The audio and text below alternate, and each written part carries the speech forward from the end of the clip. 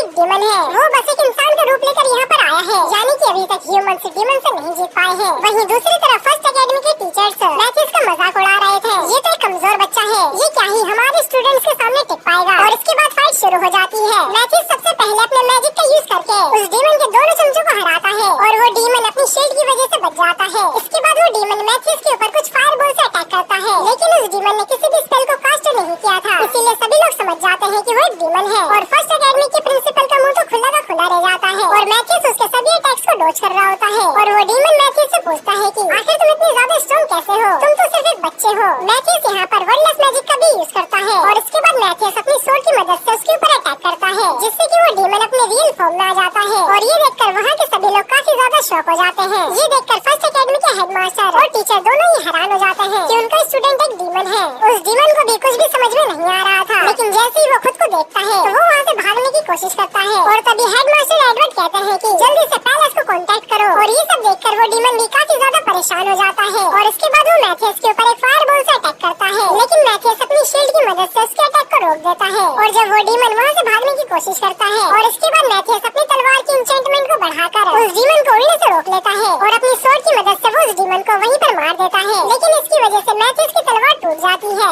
Maths सोचता है कि मुझे तो लगा था कि मैंने अपनी पुरानी जिंदगी में सभी डीमंस को खत्म कर दिया है, मैं अपनी पुरानी जिंदगी में गायस द सेज के नाम से जाना जाता था। मैथ्स बताता है कि ज्यादा ताकत पाने के लिए मैंने खुद का रिइंकार्नेशन रिचुअल किया और कई हजारों सालों के बाद मैं हेल्डेसिमर फैमिली के तीसरे बेटे मैथ्स के रूप में रिबॉर्न हुआ और कुछ टाइम के बाद मैंने अपनी पास्ट लाइफ की सारी मेमोरीज को भी रिकॉल कर लिया और अब मैंने अपने आप को एक ऐसी दुनिया में पाया जहाँ सबसे ताकतवर क्रेस्ट को सबसे ज्यादा वीक क्रेस्ट डिक्लेयर कर दिया गया है और आज के टाइम पर वर्डलेस स्पेल को कास्ट करना बैन है। इसके बाद वो सभी स्टूडेंट्स उस डीमन को देख रहे होते हैं और तभी लूरी आकर मैथ्स को गले लगा लेती है। मैथ्स तुम्हें कुछ हुआ तो नहीं? अरे नहीं, मुझे कुछ भी नहीं हुआ। और एल्मा लूरी की मजे लेने लगती है। इसके बाद हम मैथ्स और हेडमास्टर को किंग के मेंशन के बाहर देखते हैं। मैथ्स कहता है कि एक डीमन को मारना ये तो एक आम सी बात है, तो इसके लिए आखिरकार किंग से मिलने की क्या जरूरत है? हेडमास्टर कहते हैं कि ये आम सी बात नहीं है, हिस्ट्री में ऐसा पहली बार हुआ है कि तुम्हारी उम्र के किसी एक लड़के ने अकेले एक डीमन को मारा है। और ये बात सुनकर मैथ्स थोड़ा बहुत हैरान होता है। इसके बाद हम मैथ्स और हेडमास्टर को किंग के सामने देखते हैं। किंग हेडमास्टर से कहते हैं कि हमारी मुलाकात कई टाइम के बाद हो रही है। यस माय लॉर्ड, आपने सही कहा, हम काफी टाइम के बाद मिल रहे हैं। हेडमास्टर कहते हैं कि ये वही स्टूडेंट है जिसने कि उस डीमन को मारा है।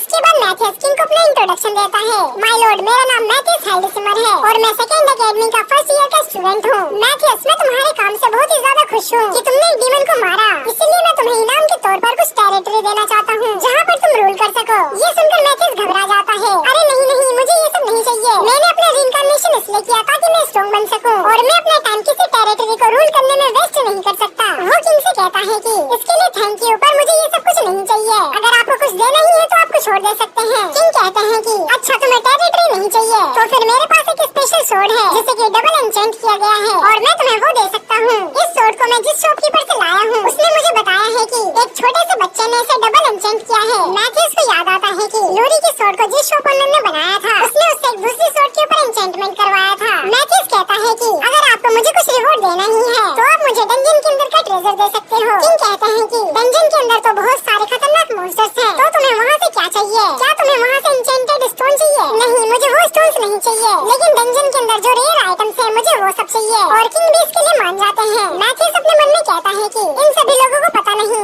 लेकिन डंजन के अंदर बहुत सारी रेयर चीजें हैं जिसके लिए मेरी पास्ट लाइफ में बहुत सारे किंगडम आपस में लड़ा करते थे, पर यहाँ पर किसी को भी डंजन के बारे में ज्यादा कुछ नहीं पता। ठीक है, डंजन के अंदर की चीजें मैं तुम्हें रिवॉर्ड के तौर पर दे दूंगा। और हाँ, मुझे तुमसे एक एडवाइस चाहिए। जी माय लॉर्ड, आप मुझे बताइए मैं आपके लिए क्या कर सकता हूँ? किंग बोलते हैं कि हमारे किंगडम के 4 चूजन वन यानी कि हमारे बेस्ट मैजिशियंस गायब हो चुके हैं और उनमें से एक हमारे कैप्टन भी थे। आखिर ये सब कैसे हुआ? मुझे लगता है कि वो सभी डीमंस थे, क्योंकि जिस दिन तुमने उस डीमन को मारा था उसी दिन वो सभी गायब हो गए और उन्हें लगा कि उनका सीक्रेट अब बाहर आ चुका है, इसलिए वो सभी यहाँ से भाग गए। चूजन वन कई सेंचुरीज से हमारे साथ रहते हुए आ रहे हैं, यानी कि वो डीमंस हमारे साथ ही काफी लंबे समय से छुप कर रह रहे थे। मैथ्स अपने मन में सोचता है कि मैंने अपनी पिछली लाइफ में इस दुनिया के सभी मॉन्स्टर्स को मार दिया था, लेकिन मेरे मरने के बाद कुछ डीमंस किसी तरह से जिंदा बच गए जिन्होंने इंसानों के साथ रहना शुरू कर दिया और मैजिक के बारे में गलत अफवाह फैलाने लगे, जैसे कि फोर्थ क्रेस्ट बेकार है और वर्डलेस स्पेल को धीरे धीरे करके मिटा दिया। मुझे यहाँ पर जितने भी डीमंस बचे हैं उन सभी को मारना होगा। किंग बोलते हैं कि अब हमारे किंगडम से शायद सारे डीमंस जा चुके हैं, हमारा किंगडम अब डीमन फ्री हो चुका है।